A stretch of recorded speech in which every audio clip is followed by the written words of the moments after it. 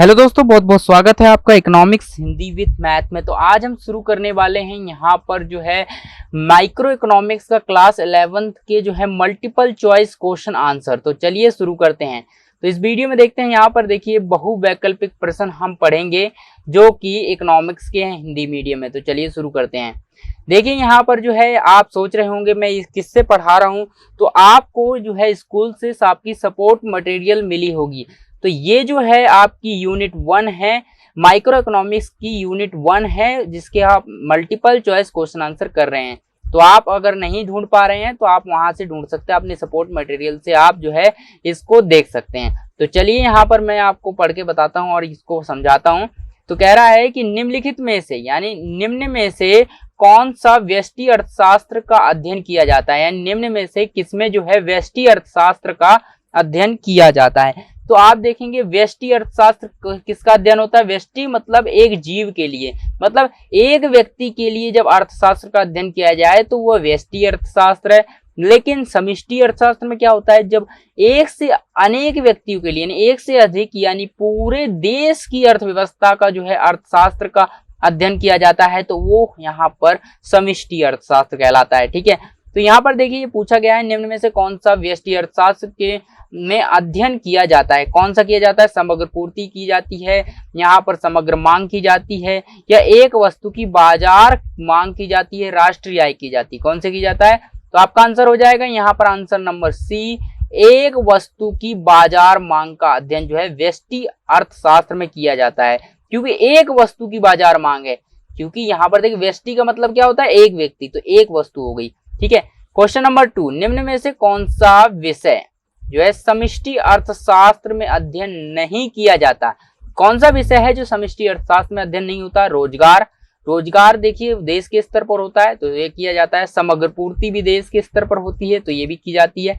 राष्ट्रीय आय भी की जाती है। तो यहाँ पर एक ऐसा टॉपिक, ये बाजार कीमत का निर्धारण जो है एक ऐसा टॉपिक है जिसका हम यहाँ पर जो नहीं कर सकते, क्या नहीं कर सकते, अर्थशास्त्र जो है समष्टि अर्थशास्त्र में हम अध्ययन नहीं करते। उसके बाद क्वेश्चन नंबर 3, आर्थिक समस्या निम्न कारण से उत्पन्न होती है। तो आर्थिक समस्या कौन से कारणों से उत्पन्न होती है, यहाँ पर देखिए कौन से कारण है।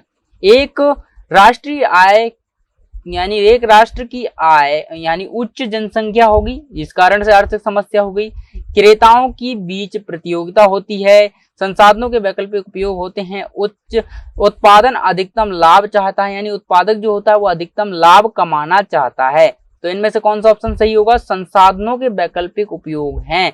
ये है हमारी आर्थिक समस्या। आर्थिक समस्या क्या हमने पढ़ी थी, संसाधन जो हमारे पास है वो वैकल्पिक उपयोग है, हम यानी वैकल्पिक उपयोग रूप से कर सकते हैं, यानी हमारे पास जो संसाधन है सीमित मात्रा में है तो हम उनका उपयोग जो है वैकल्पिक रूप से ही कर सकते हैं। तो क्वेश्चन नंबर 4, निम्न में से कौन सी अर्थव्यवस्था की केंद्रीय समस्याएं हैं, यानी कौन सी अर्थव्यवस्था की केंद्रीय समस्याएं। अल्प मांग है, एक अर्थव्यवस्था का संतुलन है, ठीक है, या किसके लिए उत्पादन किया जाए, साधन के घटते प्रतिफल। तो हमने क्या देखा था यहाँ पर, अर्थव्यवस्था की केंद्रीय समस्याएं क्या थी, क्या उत्पादन किया जाए, किसके लिए किया जाए, और यानी क्या उत्पादन किया जाए, कैसे किया जाए और किसके लिए किया जाए। तो ये जो हमारा केंद्रीय समस्या थर्ड जो थी हमारी तीसरी, वो आ गई यहाँ पर किसके लिए उत्पादन किया जाए। तो आंसर हो जाएगा यहाँ पर सी, किसके लिए उत्पादन किया जाए। उसके बाद क्वेश्चन नंबर 5 है, उत्पादन संभावना वक्र पीपीएफ के बाहर का कोई बिंदु दर्शाता है। अगर आप पीपीपी यानी पीपीएफ लिखे एक वक्र देखेंगे, उत्पादन संभावना वक्र, अगर यहाँ पर इस वक्र की कोई बाहर बिंदु स्थित है तो वो क्या दिखाता है, संसाधनों का निम्न उपयोग दिखाता है, या उत्पादन का अप्राप्य संयोजन दिखाता है, या संसाधनों का कुशलतम उपयोग दिखाता है, या संसाधनों में कमी दिखाता है। तो अगर आप देखेंगे कि उत्पादन संभावना वक्र की अगर कोई बाहर बिंदु स्थित हो जाता है तो वो उत्पादन यहाँ पर दिखाएगा, उत्पादन का यहाँ पर दिखाएगा अप्राप्य संयोज को दिखाएगा उत्पादन के, ठीक है, अप्राप्य संयोज को उत्पादन के दिखाएगा। ठीक है, चलिए यह हो गया। उसके बाद देखते हैं नेक्स्ट क्वेश्चन, यानी किस स्थिति में जो है उत्पादन संभावना वक्र पीपीएफ दाईं ओर खिसकता है? ऐसी कौन सी स्थिति है जिसमें जो है ये दाईं ओर खिसकता है?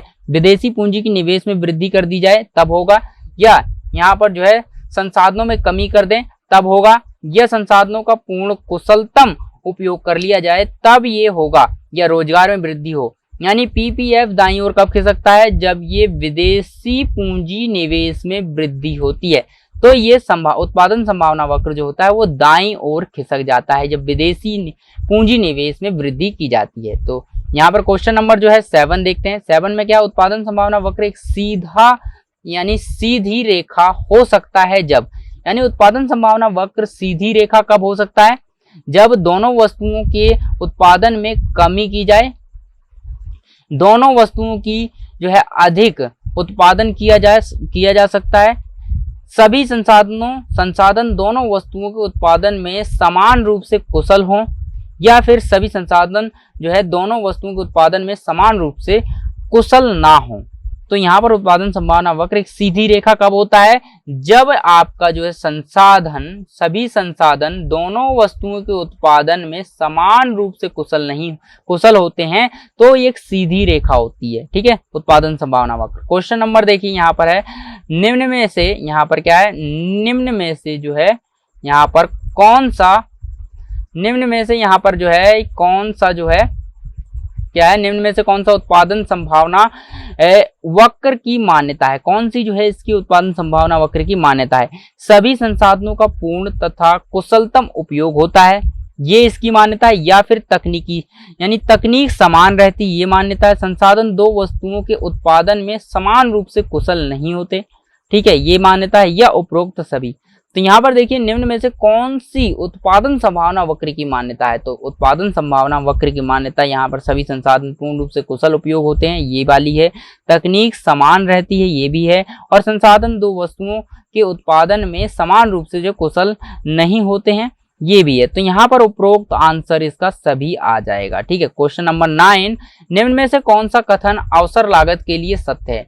अवसर लागत के लिए सत्य है, तो मैंने आपको बताया था एक सर्वश्रेष्ठ अवसर को पाने के लिए दूसरे सर्वश्रेष्ठ अवसर का जब त्याग किया जाता है तो उसे अवसर लागत कहा जाता है। ठीक है, तो यहाँ पर देखिए अवसर लागत सदैव चयन की गई कीमत से अधिक होती है, यानी कीमत से अधिक होगी, या अवसर लागत सदैव चयन की गई कीमत से कम होगी। अवसर लागत की गणना सदैव मुद्रा में ही की जाती है, और यह अवसर लागत चयन की गई कीमत से कम, ज्यादा या बराबर हो सकती है। तो यहाँ पर यही वाला ऑप्शन सही हो जाएगा कि अवसर लागत की कीमत जो है चयन की गई कीमत जो है कम हो सकती है, या ज्यादा हो सकती है, या बाजार बराबर हो सकती है। तो यहाँ पर ये तीनों ऑप्शन हो सकते हैं, इसमें पॉसिबिलिटी है। निम्न में से कौन सा आदर्शात्मक अर्थव्यवस्था का विषय है? कौन सा है आदर्शात्मक अर्थव्यवस्था का विषय? क्या है? भारत की जो है 25% जनसंख्या निर्धनता रेखा के नीचे है, या प्रत्यक्ष विदेशी निवेश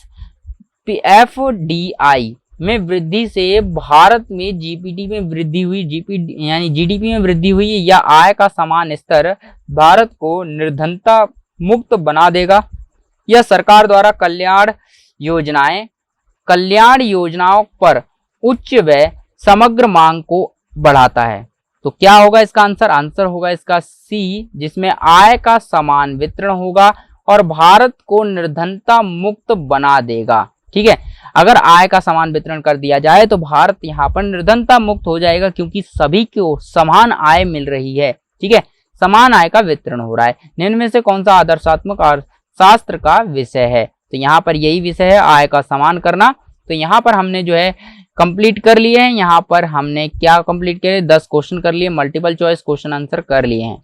ठीक है, तो अगली वीडियो, आने वाली वीडियो में हम यहाँ पर देखेंगे ये वाले क्वेश्चंस जो ए लघु उत्तरीय प्रश्न है, जो कि जो है 3 से 4 अंक तक के आते हैं।